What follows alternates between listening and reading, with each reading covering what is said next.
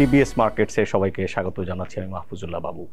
দর্শক, 1.7% বেশি একটা কারেকশন বা ডাউনওয়ার্ড মুভমেন্ট দিয়ে গত সপ্তাহে লেনদেন শেষ করেছে পুঁজিবাজার।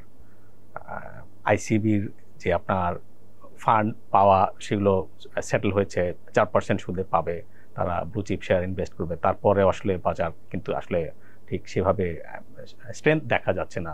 আজকে আমাদের আমন্ত্রিত অতিথি ইনভেস্ট ইট অ্যাসেট ম্যানেজমেন্টের ম্যানেজিং ডিরেক্টর অ্যান্ড সিইও জনাব ইমরান হাসান। তার কাছ থেকে আমরা আসলে এখনকার প্রেক্ষাপটে যে ইনভেস্টমেন্ট কেমন হওয়া উচিত এগুলো শুনবো, তার ফোরকাস্টগুলো শুনবো। ইমরান ভাই, স্বাগতম। ধন্যবাদ বাবু ভাই। আপনি আসলে আমাদের প্রিভিয়াস পর্বেই এক্সপেক্ট করছিলেন যে আসলে ইন্টারেস্টে আপওয়ার্ড প্রেশার থাকবে, আপনি ট্রেজারিতে একটা ভালো অপরচুনিটি খুঁজছিলেন। তার যেটা আপনার আমরা যদি কনসিকুয়েন্স বলি যে আসলে ইকুইটি মার্কেটের weakness, so that was predictable হচ্ছে আপনার কাছে। বাট এখন উইকনেসটা আসলে প্রলং করছে আর কি, আইসিবির যে নানা রকমের ছোট ছোট স্পাইক হয়ে যে কেন আসলে, যদি এখনকার প্রেক্ষাপটটা আপনি বলেন। জি, আসলে দেখেন অগস্টের 8 তারিখে আমরা দেখেছিলাম যে মার্কেট একটা রিসেন্ট হাইতে ছিল, 6100-এর উপরে তখন ইন্ডেক্সটা ছিল। এরপর থেকে মার্কেটে যে আমরা এটা বলতে পারি যে টানা বেয়ারিশ ট্রেন্ড বা কারেকশন কন্টিনিউশন আছে। এরপর আমরা যদি দেখি কারেকশনটা মোটামুটি 5000-এর নিচে নেমে আসছিল, এবং তার পরবর্তীতে নভেম্বরের 25 তারিখ থেকে, মানে প্রায় 2 সপ্তাহের বেশি হলো, অলমোস্ট 3 উইকস, এই টাইমটাতে আপনি লক্ষ্য করবেন যে ইন্ডেক্স একটা রেঞ্জ বাউন্ড ট্রেন্ডের মধ্যে দিয়ে যাচ্ছে। সেই সময়টা ডিসেম্বরের 25 তারিখে মার্কেটটা কারেকশন হতে হতে 5100 সামথিং এরকম একটা পয়েন্টে এসে থামে। তারপর থেকে আমরা কিছু আপওয়ার্ড র্যালি, খুব স্ট্রং র্যালি না দেখি, কিছু কারেকশন দেখি, আবার র্যালি দেখি, এবং গত সপ্তাহ পর্যন্ত আমরা দেখেছি এই 5100-এর আশেপাশে ইন্ডেক্সটা ছিল। মানে কিছু বাড়লে আপনার যে প্রফিট বুকিং এর যে একটা প্রেশার, এটা দেখা যাচ্ছে খুব বেশি। তো এখন যে সাইডওয়েজ মুভমেন্টটা হচ্ছে এবার, কিন্তু বাজার এর আগে যতবার আমরা দেখেছি যে বাজার কারেকশন যখন হচ্ছে, আগের যে লোটা ছিল তার থেকে আরো নতুন লো ক্রিয়েট করছে। বাট গত 2-3 সপ্তাহ ধরে আমরা দেখছি যে সেই লোটা একবারে ক্রিয়েট করেনি। আমরা জানি না, হয়তো সামনে আর একটু কারেকশন হতেও পারে, কিন্তু ওইভাবে মার্কেট কিছুটা একটা রেজিলেন্স শো করছে, যেখানে একটা অনেক বায়ার চলে আসছে আর কি, যে একদম টানা কারেকশন হয়ে নেমে গেছে তা না। তো এটা আমি মনে করি একটা ভালো সিগন্যাল মার্কেটের জন্য, যে বায়ার সেলার নিজেদের মধ্যে বোঝাপড়া করে আপনার অ্যাক্ট করছে। যে সেলাররা বিয়ারিশ তারা বের হয়ে যাচ্ছে, আবার অনেকে মনে করছে যে এটা একটা গুড পয়েন্ট টু বাই। এবং এই কারণে যদি এমন হতো যে সেলাররা বেশি স্ট্রং হতো, সেলারের সংখ্যা অনেক বেশি, তাহলে কারেকশনটা কন্টিনিউশন হতে থাকতো। এখন 2-3 সপ্তাহ ধরে বাজার সাইডওয়েজে যেত না। সাইডওয়েজে যেহেতু যাচ্ছে, তার মানে বলতে হবে যে এখানে বায়াররাও যথেষ্ট অ্যাক্টিভ ছিল দেখেই ওই সেল প্রেশারটা অ্যাবজর্ব করে নিয়েছে। তো এটা আমি বলবো একটা ভালো সাইন। এটা আমরা গত অগস্টের পর এইভাবে এই 2-3 সপ্তাহ ধরে এরকম একটা সাইডওয়েজ মুভমেন্ট পাইনি। তা আমি মনে করি এটা একটা আর্লি সাইন বলতে পারি যে বাজার রিকভারির, বা বাজার এখান থেকে আর ফার্দার ম্যাসিভ কারেকশন হবে না বলা যায়, যদি না বড় কোনো রকম আমরা কোনো ইকোনমি ম্যাসাকার বা এরকম কোনো বিয়ন্ড মার্কেট ফ্যাক্টরস যদি এর চাইতে খারাপ হয়ে যায়। আপনাদের প্রথম ফান্ড ইনভেস্ট ইট, আপনার growth fund, right, growth fund, এবং এটা ওপেন এন্ড ফান্ড, অ্যাপ্রুভাল পেয়েছে লাস্ট উইকে রেগুলেটরের। Is it a good time for growth seeking in the stock market? Absolutely, but আমি লাকি যে এই টাইমিংটা তো আমার হাতে থাকে না। এটা রেগুলেটর রিভিউ করে তারা একটা সময় নেন এবং তারপর অ্যাপ্রুভাল দিয়ে থাকেন, এবং তারা খুব থ্রু রিভিউ করে, প্রত্যেকটা লাইন বাই লাইন বিটুইন ওয়ার্ডস তারা পড়ে যে এখানে কোনো নন কমপ্লায়েন্স কিছু হয় কিনা, কোনো রিস্ক থাকে কিনা ইনভেস্টরদের জন্য। তো এবং তারপর আমার অ্যাপ্রুভালটা আসছে, এটা একটু সময় লেগেছে এত থ্রু রিভিউ হওয়ার কারণে। বাট আমি লাকি যে টাইমিংটা ভালো। ফার্স্ট ফান্ড যে এই রেগুলেটর আসার পরে অ্যাপ্রুভাল পেয়েছে। রাইট। আমাদের নতুন কমিশনে থেকে আমরা আসলে এখন পর্যন্ত কোনো ফান্ড অ্যাপ্রুভ হয়নি। আমার ফান্ডটাই প্রথম ফান্ড, আমি এদিক থেকে সৌভাগ্যবান বলবো। তো আমি মনে করি যে এটা তো অ্যাপ্রুভাল পেলাম, এটা তো খুবই ভালো। সেই সাথে আরো ভালো হচ্ছে যে যেই সময় আমি অ্যাপ্রুভালটা পেলাম, এই সময় অনেক স্টক আমরা সবাই জানি যেটা খুব একটা লুক্রেটিভ প্রাইসে আছে। ফান্ডে আসলে দেখা যায় যে আমরা লং টার্মে যদি ইনভেস্ট করি, আমরা এমন যদি মনেও হয় যে এটা কেনার পর হয়তো 3 মাস 4 মাস আমার রিটার্ন হবে না, বাট আমি 3 বছর হোল্ড করলাম, এখান থেকে খুব ভালো রিটার্ন বের করতে পারবো, তখন আমরা এখানে দেখা যায় অত টাইমিং নেই ভাবে ভাবি না, আমরা ইনভেস্ট করে ফেলি। এই ফান্ডটা আপনারা যে কিভাবে ঠিক অপারেট করবেন আরেকটু যদি বিস্তারিত বলেন। অবশ্যই, এটা যেহেতু গ্রোথ ফান্ড, তো গ্রোথ ফান্ডের মেইন যে অবজেক্টিভটা থাকে যে এই ফান্ড দিয়ে মূলত গ্রোথ স্টকগুলোতে ইনভেস্ট করা হয়। গ্রোথ স্টক বলতে মূলত সেই স্টকগুলোকে বোঝানো হয় যে কোম্পানিগুলা, তাদের একটা কোম্পানির যে স্টেজগুলো থাকে একদম আর্লি স্টেজে দেখা যায় তারা হয়তো বা স্ট্রাগল করে, বিজনেস মডেলগুলো দাঁড় করায়, আস্তে আস্তে তারা অপারেশনে আসে, অপারেশন আসার পরে তাদের একটা স্ট্রাগল পিরিয়ড চলতে থাকে। একটা সময় দেখা যায় কিছু কিছু কোম্পানি, তারা কোম্পানির মানে তাদের কোম্পানি কিভাবে গ্রো করতে হবে সেই জিনিসটা, সেই কম্পিটিটিভনেসটা তারা অ্যাচিভ করে ফেলে। সবাই তো এটা পারে না, বাট কিছু কোম্পানির মধ্যে দেখা যায় পোটেনশিয়াল আছে, তারা এখনো এরকম বড় হয়নি, কিন্তু তাদের মধ্যে হয়তো ইউনিক কোনো কোয়ালিটি আছে। সেটা হতে পারে তার ইউনিক কোনো প্রোডাক্ট, ইনোভেশন, কন্টিনিউয়াস ইনোভেশন, অথবা একটা খুব ডিফারেন্ট টাইপ অফ ভিশন, হ্যাঁ, বা খুব স্ট্রং একটা ম্যানেজমেন্ট।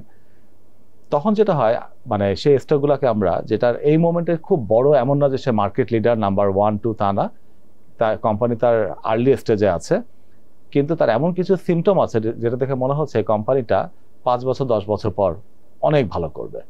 যেমন একদম শুরুতে ধরেন মাইক্রোসফট যেরকম ছিল, এখন না, এখন তারা এস্টাবলিশ হয়ে গেছে এবং অত এরকম গ্রো করার স্কোপটা এখন নাই। অ্যাপল যেরকম ছিল, তখন অনেকে স্পেকুলেটিভ ছিল যে ওরা আসলে কি করবে, বা গুগল, এরা এখন ইন্ডাস্ট্রির সাথে গ্রো করে। Right right. বাট সেই সময়টাতে তাদের যে ম্যাসিভ গ্রোথটা হয়েছিল ওটা কিন্তু পার্সেন্টেজে না, টাইমসে, লাইক 10 টাইমস, 20 টাইমস এবং 100 টাইমস এবং 1000 টাইমস পর্যন্ত দেখা যায় অনেক কোম্পানি গ্রো করে।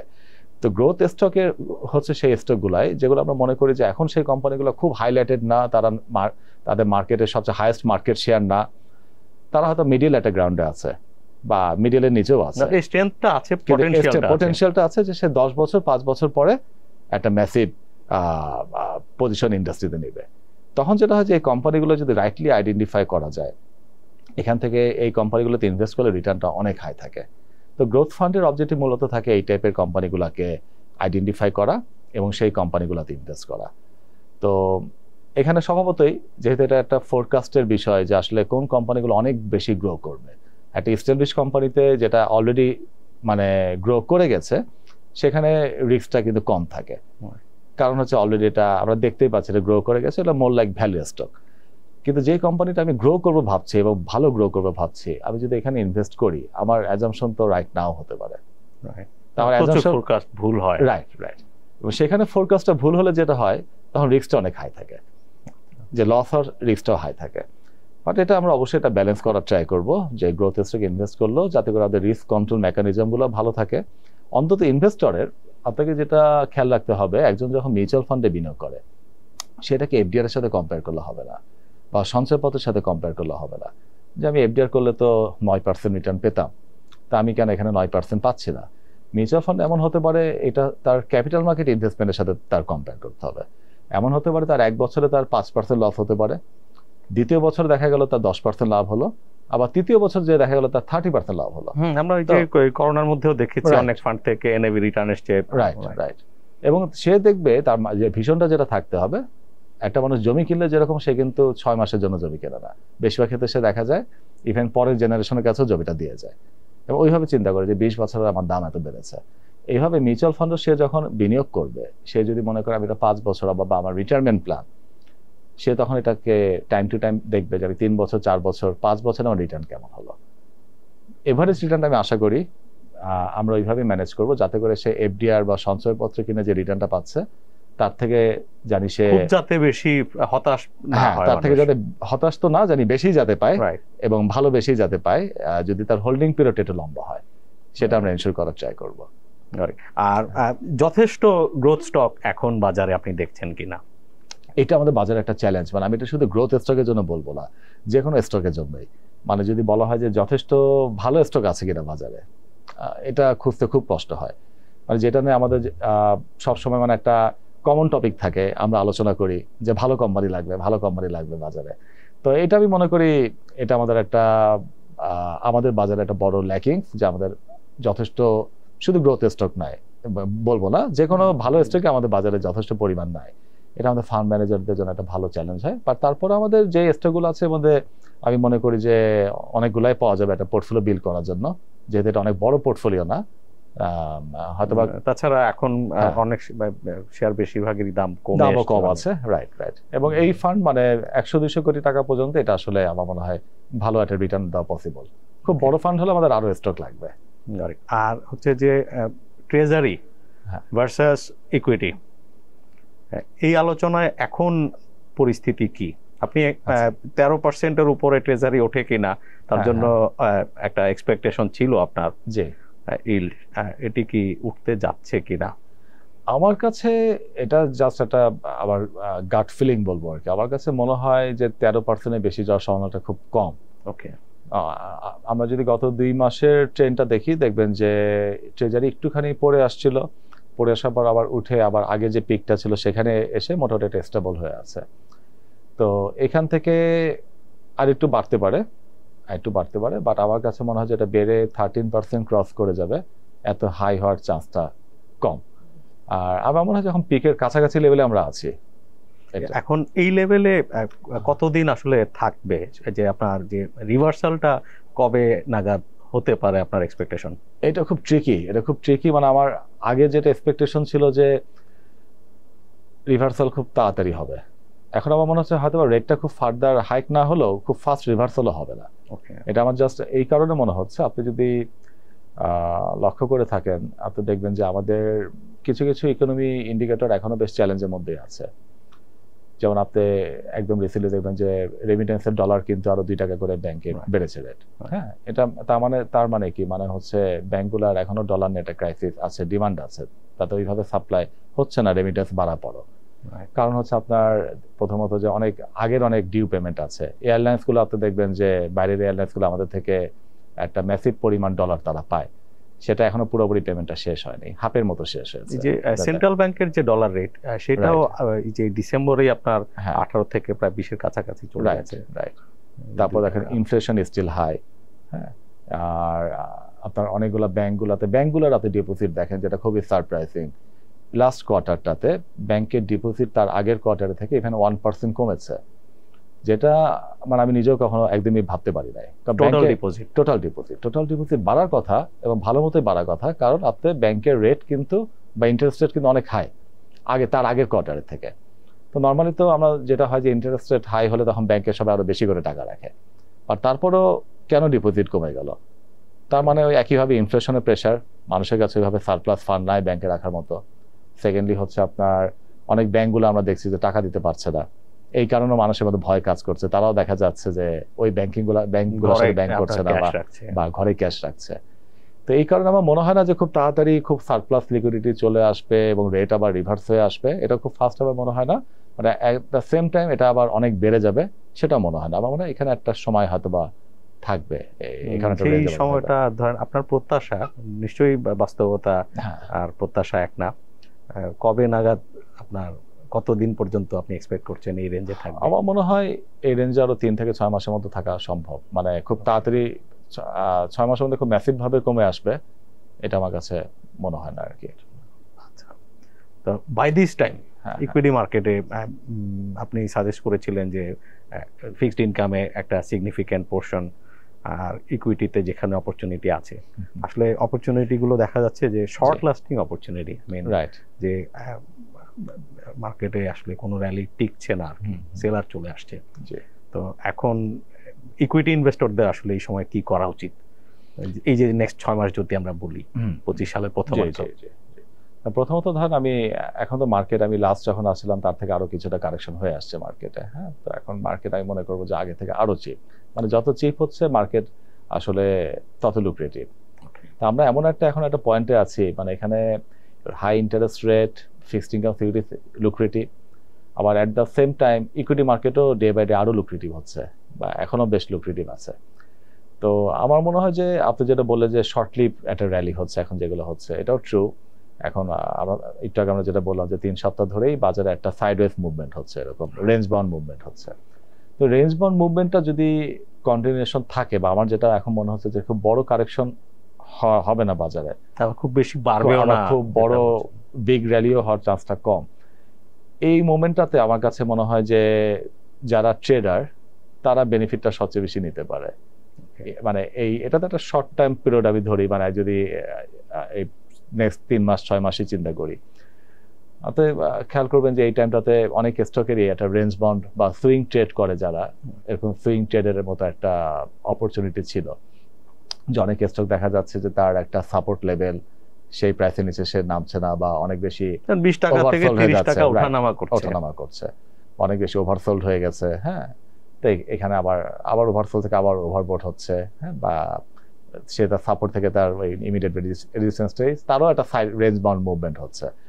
তো এখানে দেখা যাচ্ছে খুব শর্ট লিভ ট্রেডিং অপরচুনিটি থাকে যখন এরকম একটা মার্কেট থাকে যেটা সাইড মার্কেট।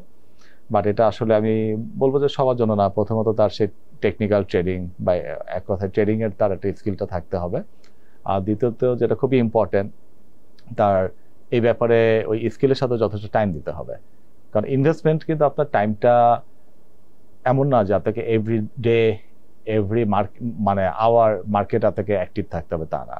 ট্রেডিং আবার তাকে অ্যালার্ট থাকতে হবে, অ্যাক্টিভ থাকতে হবে। তার ট্রেডিং আপনি বলছিলেন যে 3 বছরের জন্য প্ল্যান করে এখন ভালো ভালো শেয়ার বা প্রপার শেয়ারটাতে পজিশন নেওয়া, আর যদি 6 মাসের জন্য কেউ রিটার্ন ম্যাক্সিমাইজ করতে চায় তখন ট্রেডিং এর কথা। রাইট। বাট ট্রেডিংটা আমি যেটা বললাম যে ট্রেডিং এর সাথে এই জন্য রিস্কও অ্যাসোসিয়েট থাকে, কারণ এখানে তাকে অনেক বেশি অ্যাক্টিভ থাকতে হবে, এবং অ্যাক্টিভ থাকার পরও মানে তাকে মানে এটা গ্যারান্টেড না যে সেখানে প্রফিট করবে আর কি। বাট যদি সে ভালো স্কিল ট্রেডার হয়, আমার মনে হয় যে সুযোগ আছে এখানে। এখন কি মার্কেটে যে ইনস্টিটিউশনাল ফান্ডগুলো, ইনস্টিটিউশনাল ইনভেস্টর্স, তারা কি আপনার এই যে রেঞ্জ বাউন্ড ট্রেডিং এর সুযোগ কাজে লাগানোর চেষ্টা করছে কিনা, আপনার অবজারভেশন কি? ইনস্টিটিউশনগুলো স্বভাবত মানে মিউচুয়াল ফান্ডগুলোর কথা যদি বলি, মিউচুয়াল ফান্ডগুলো নর্মালি এটা কম করে থাকে। মিউচুয়াল ফান্ডগুলো দেখা যায় ইনভেস্টমেন্টের ফোকাসটা বেশি থাকে ট্রেডিং এর থেকে।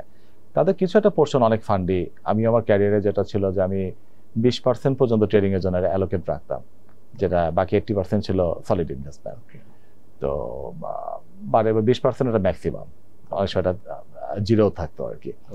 তো ইনস্টিটিউশনের মধ্যে টেন্ডেন্সিটা কম থাকে, তারা আসলে ওই রিস্কটাতে যেতে চায় না, কারণ ট্রেডিং জিনিসটা আসলে অনেকটা সাবজেক্টিভ।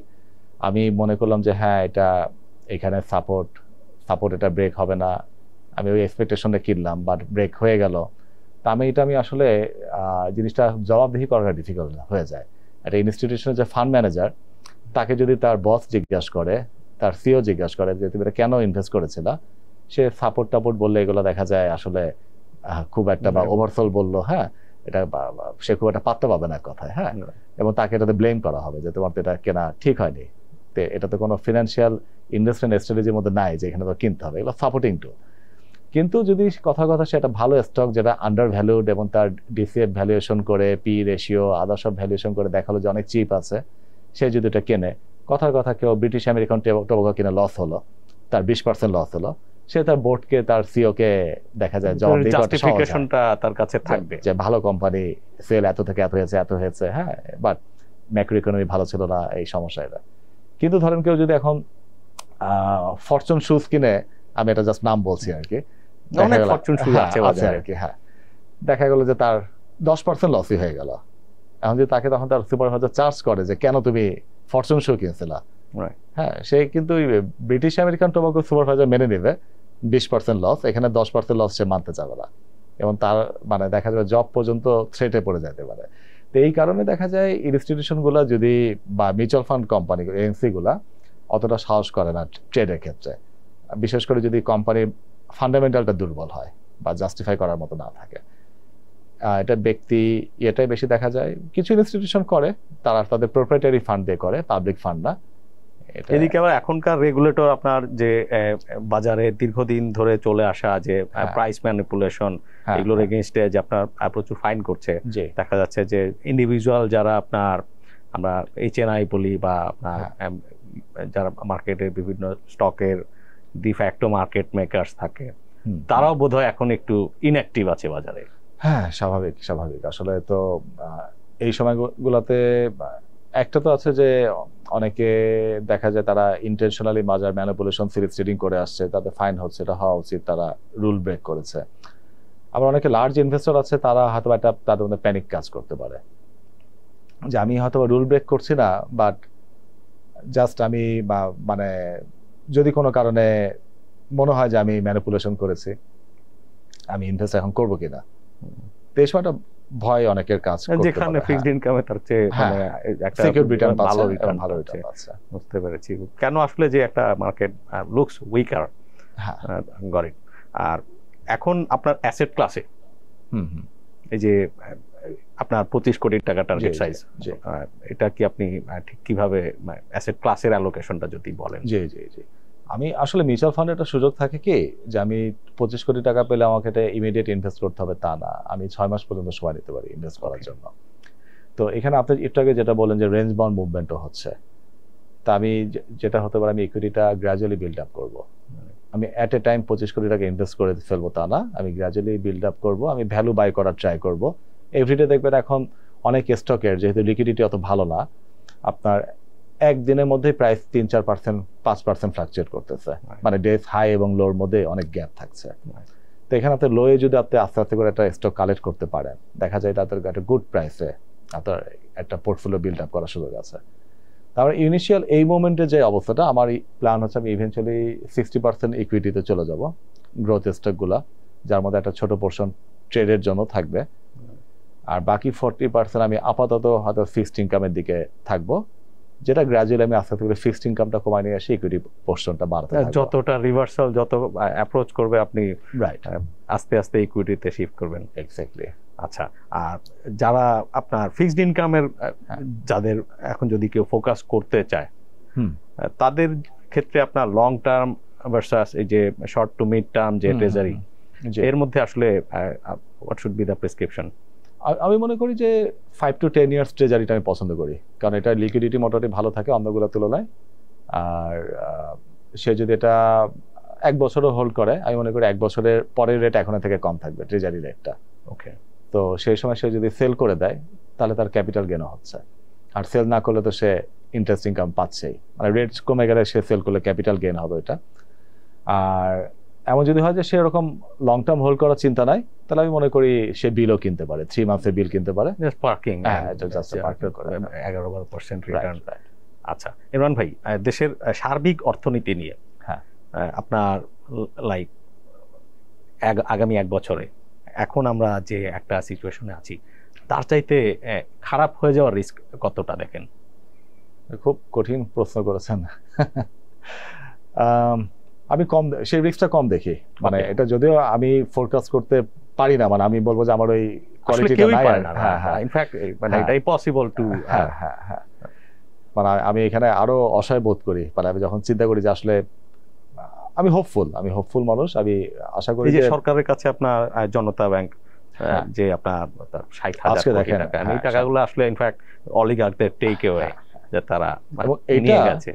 এইটা ওই ব্যাংকের যে টোটাল লোনের 60%-এর বেশি, মানে 60%-এর বেশি হচ্ছে ব্যাংকের ব্যাড লোন, যেটা ফেরত পাওয়ার কোনো আশা নাই। এবং সেটা আমার ধারণা এটা তো জাস্ট একদম স্টেট নন পারফর্মিং লোন। আপনি যদি আরো সাসপিশিয়াস লোনগুলো ধরি, আমার তো মনে হচ্ছে এটা 75%, 80% হয়ে যাবে। তা এই যে প্রেশারগুলো আর কি, এই জিনিসগুলো আমার কাছে মনে হয় খুব মেজর একটা চ্যালেঞ্জ। এর মধ্যে গভর্নমেন্ট চেষ্টা করছে, ডোনার এজেন্সিগুলো অনেক কিছু প্রমিস করছে। এডিবি আজকে বললো যে তারা $600 মিলিয়ন একটা এড দিবে, আবার ইনফ্রাস্ট্রাকচার ডেভেলপমেন্টের জন্য তারা আলাদা করে $100 মিলিয়ন একটা লোন দিবে, এটা ইমিডিয়েটলি তারা ডিসবার্স করবে বললো। তো এগুলা এর মধ্যে একটু আশার আলো। কিছুটা রেমিটেন্স বাড়ছে, এটা একটা ভালো দিক। একই সাথে দেখবেন না ইম্পোর্টও কিছুটা ইমপ্রুভ করেছে। ইমপ্রুভ করা আমি এখন বলবো যে ভালো, যে ইকোনমিতে মুভমেন্ট হচ্ছে, কারণ ইম্পোর্টের এই যে রেস্ট্রিকশনগুলো আছে রাস্তা থেকে উঠায় নিয়ে যাওয়া হচ্ছে আর কি। তো এইগুলো পজিটিভ দিক আছে। আর আমি নেগেটিভ দিকের মধ্যে বলবো যে আমাদের রিজার্ভ কিন্তু এখনো ডিক্লাইনিং, ফরেন কারেন্সি রিজার্ভ অর্থাৎ লাস্ট 1 মাসেও এটা কমে আসছে। তারপর ওভারঅল আপনার একটা কারেন্সি একটা স্লো ডেপ্রিসিয়েশন ট্রেন্ডে আছে। আবারও যেমন ডলার আপনার রিসেন্টলি 2 টাকা করে বাড়লো রেমিটেন্স। আগামী জুনে আপনি ডলার কততে এক্সপেক্ট করছেন? আমার মনে হয় যে এখন তো রেমিটেন্সের ডলার রেটটা ছিল মানে 124-24 এরকম ব্যাংকের থেকে, রেমিটেন্সের জন্য, যেটা আমার মনে হচ্ছে জুনে এটা 127-28 খুব বেশি এরকম ম্যাসিভ বাড়বে আর মনে হয় না। আগে যেটা আমাদের বড়টা শুট করে বেড়ে গেছিল 85 টাকা থেকে 10 টাকা 100 টাকা, ওটা তো আসলে 5 বছর জোর করে আটকে রাখার জন্য। ইন্ডিয়াতে সেটা হয়নি। ইন্ডিয়াতে দেখবেন প্রতি বছর আপনার রুপি ডলার এগেনস্টে 5-7% করে ফল করছে। বাংলাদেশ সেটা করে নাই, 5 বছর পর একবারে 35% করেছে, এই 5 বছরের জমানো সব ইম্প্যাক্ট হয়েছে। বাট এখন যেহেতু গ্রাজুয়ালি হচ্ছে, এরকম শক দিবে এটা আমার কাছে মনে হয় না। হয়তো বছরে এরকম 6-7% করেই একটা ডেপ্রিসিয়েশন হতে পারে টাকার।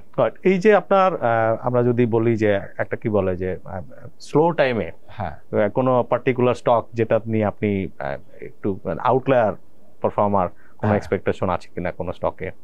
ওইভাবে ইন্ডিপেন্ডেন্ট ভাবে আসলে কোনো স্টকের নাম বলছি না, বাট আপনি যদি খেয়াল করেন দেখবেন যে অনেক এমএনসি গুলাই এগুলো কিন্তু এরকম ম্যাসিভ কারেকশন হয়নি বাজারে। এটা কিন্তু যথেষ্ট রেজিল্যান্ট, এবং তারা এখনো দেখা যাচ্ছে একটা মার্কেটে হয়তো বা বিয়ারিশ ট্রেন্ড, ওরা দেখা যাচ্ছে একটা সাইডওয়েজ মুভমেন্টের মধ্যেই আছে। এগুলোকে আসলে ইনভেস্টররা খুব বেশি পড়তে দেয় না।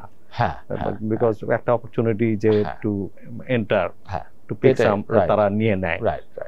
তো এটা একটা সাইন যে এই স্টকগুলো আসলে মোটামুটি তাদের বটমে আছে, বাজার কারেকশন হলে তাদের খুব একটা ইম্প্যাক্ট হচ্ছে না, এবং এটা লং টার্মে এগুলো যেটা ভালো রিটার্ন দিবে সেটা একটা ভালো একটা sign. At the same time বাজার যখন বাড়তে থাকবে তখন আপনি দেখবেন যে এগুলোর থেকে ছোট স্টকগুলো বেশি রিটার্ন দিবে, কারণ এগুলো লিকুইডিটি কম থাকে, অল্প বাই আসলে তখন অনেক দাম বেড়ে যায়, তারপর ইম্পালস বায়ের অনেক বেশি থাকে এগুলাতে, তো ওরা অ্যাগ্রেসিভ ভাবে বাই করে। তখন আবার অনেকে বলবে যে তাহলে বাজারে তো ভালো কোম্পানি ভালো করে না, এই খারাপ কোম্পানি তো ভালো, তাহলে এই বাজারে ভালো হয়ে লাভ কি? ভালো হয়ে লাভটা কিন্তু এখন আবার বোঝা যাচ্ছে। যারা খারাপ কোম্পানিতে ইনভেস্ট করছিল ওদের এখন দেখবেন যে অনেকে 70% নাই হয়ে গেছে, 1/3 আছে, 2/3 নাই। কিন্তু ভালো কোম্পানিতে যারা করেছিল ওদের হয়তো দেখবেন কারেকশন হয়েছে 5%। ভালো সব কোম্পানি না, কিন্তু অনেকগুলা কোম্পানিতে, আপনি ম্যারিকো বলেন, বার্জার বলেন, হ্যাঁ, আপনি বাটা শু, আপনি এগুলাতে দেখবেন যে গ্রামীণ ফোন, এরকম মেজর কারেকশন কিন্তু না কম্পেয়ার টু ইন্ডেক্সটা 6 মাস পরে, লাইক আমরা যদি জুন পর্যন্ত বলি, ইন্ডেক্স এক্সপেকটেশন কি আপনার? এটাও আমি আসলে জানি না কি, হ্যাঁ, মানে লোকজন আমাকে গালিগালাজ দেবে যে উনি তো কিছুই জানে না, ওনাকে ডাকলেন কেন? না না, এটা আসলে কেউই জানে না। আচ্ছা, বাট মানে আসলে মার্কেট রিয়াকশনের বিষয়টা কি, মার্কেটের ফোরকাস্টের, মার্কেটের এত বেশি ভ্যারিয়েবল যে ধরেন আমাদের মার্কেট একটা সময় মনে হচ্ছিল যে ঘুরে যাবে, রাশিয়া ইউক্রেন ওয়ার লাগলো, রাইট, ফোরকাস্ট সব ভুল হয়ে গেল। এখন কে ফোরকাস্ট করতে পারবে যে রাশিয়া ইউক্রেন ওয়ার হবে? কিন্তু ওটার ইম্প্যাক্ট কিন্তু মার্কেটে পড়লো। তো আসলে আমিও মনে করি যে মার্কেট ফোরকাস্ট করা পসিবল না, হ্যাঁ, এটা ইকোনমির থেকে আরো টাফ, ইকোনমি ফোরকাস্টের থেকে। কিন্তু আমার কাছে যেটা মনে হয় যে বলতে যেতে হবে তাই বলতেছি, হ্যাঁ, এটা আপনারা পরে কোট করবেন না যে আপনি ভুল বলছিলেন। তো আমার কাছে মনে হয় যে জুন মাসে 6 মাস পর এখান থেকে ইন্ডেক্সের হয়তোবা আমরা হয়তোবা একটা 400-500 পয়েন্টের র্যালি দেখতে পারি, হ্যাঁ, ম্যাক্সিমাম 5,500-600 এর মধ্যে। বাট যেটা বলো এটা আমার খুব ওয়াইল্ড গেস, এটার ভালো কোনো ভিত্তি নাই। আচ্ছা, আপনি প্রশ্ন করলেন তাই বললাম। 500-600 পয়েন্ট ডাউন সাইডেও কি পসিবল? পসিবল যেটা বললাম যে এখন যদি মার্কেট কিন্তু একটা নাজুক অবস্থা আছে এখন, মানে এখন মানুষের মধ্যে গত 1.5-2 বছর ধরে বলবো যে মার্কেট একটা কারেকশনের মধ্যে যাচ্ছে, মাঝখানে যেগুলো হয়েছে খুবই শর্টলি। তো এই নাজুক অবস্থা যখন মার্কেট থাকে তখন দেখা যায় কোনো negative news, any negative news, এর ইম্প্যাক্ট আরো বেশি হয়। এখন যেগুলো নেগেটিভ নিউজ আসতেছে হয়তো বা, হ্যাঁ, প্রতিদিন আমরা নেগেটিভ নিউজ কিছু দেখি, কিছু পজিটিভ নিউজ দেখি, কিন্তু নেগেটিভ নিউজের প্রভাবটা বেশি পড়ে মার্কেটে, যেহেতু সেন্টিমেন্টটা এখন মার্কেটে একটু ডাউন। এখন যদি হয় যে এটা বেশি নেগেটিভ কিছু হয়ে গেল যেটা আমাদের বিয়ন্ড এক্সপেকটেশন, তখন ওই যে যেটাকে বলেন আপনার যে ন্যাচারাল সাপোর্ট, হ্যাঁ, তখন বায়ার চলে আসে। হ্যাঁ, ইমরান ভাই অসংখ্য ধন্যবাদ, চমৎকার ডিসকাশন ছিল আমাদের। জি, থ্যাংক ইউ বাবু ভাই। দর্শক, ইমরান ভাই আমাদের বলছিলেন আসলে যে বাজারের একটা এই বছরে তো অনেক বড় দরপতন হয়েছে ফ্লোর প্রাইসের পরে, সেখান থেকে যে একটা কন্টিনিউয়াস একটা স্লো অ্যান্ড স্টেডি বিয়ারিশনেস, সেটার আসলে কারণ অনুসন্ধান করছিলাম আমরা, যে আপনার সামষ্টিক অর্থনৈতিক যে দুর্বলতাগুলো রয়েছে, ব্যাংকিং সেক্টর নিয়ে কথা হচ্ছিল, তারপরে মূল্যস্ফীতি, আমাদের যে কারেন্সি রেট, সব কিছু মিলিয়েই সুদের হার, আর তারপরে যে বাজারে যে ইনভেস্টরদের যে এখন একটা প্রস্তুতি। তবে তিনি বলছেন যে তাদের একটা নতুন ফান্ড আপনার লাস্ট উইকে অ্যাপ্রুভাল পেয়েছে, যে আন্ডার ভ্যালুড স্টক যেগুলো আছে সেখান থেকে গ্রোথ পটেনশিয়াল যেগুলো আছে তিনি কিন্তু আগামী 6 মাস এগুলো আস্তে আস্তে পিক করবেন। সুদের হারটা এই রকম লেভেলেই হয়তো অ্যাটলিস্ট 6 মাস ঘোরাফেরা করবে, যে খুব দ্রুত এখান থেকে কমে যাবে এটা তিনি প্রত্যাশা করতে পারছেন না। আর ট্রেজারি, তারপরে ধীরে ধীরে স্টক পিকিং, তার সাথে কিছু রেঞ্জ বাউন্ড ট্রেডিং, যেটি তিনি বলছিলেন যাদের এই স্কিল আছে, আমি নিশ্চিত তারও আছে, যে এই রেঞ্জ বাউন্ডে যখন একটা ছোটোখাটো রেঞ্জে 10% 20% এই ধরনের রেঞ্জে যখন কমে তখন কেনা, তারপরে কিছু প্রফিট হলে সেটি স্বল্প মেয়াদে আবার তুলে নেওয়া, এই ধরনের ট্রেডিংয়েরও এখন একটা অপরচুনিটি বাজারে দেখা যাচ্ছে। আমাদের অনুষ্ঠান ভালো লাগলে লাইক করবেন, শেয়ার করবেন।